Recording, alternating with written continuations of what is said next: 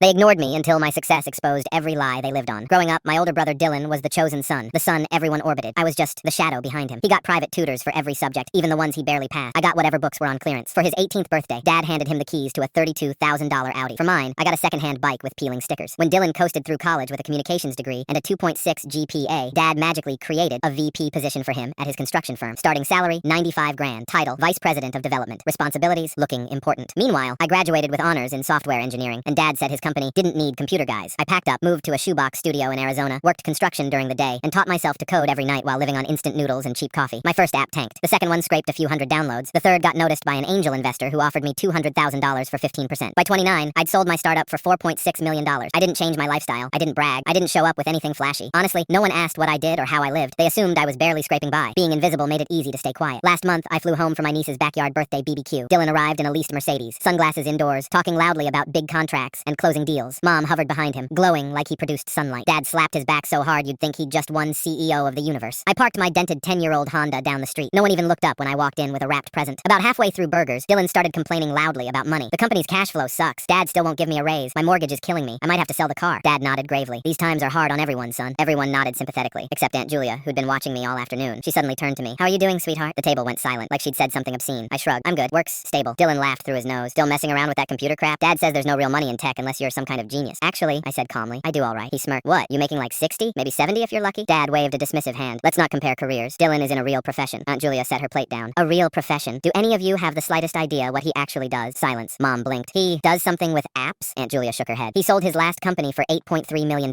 He's a multimillionaire. The entire yard went dead quiet. Dylan's face drained, then flushed scarlet. That's not possible. Oh, it's very possible, she said. I invested early. I have shares in his current venture. His net worth is over $12 million.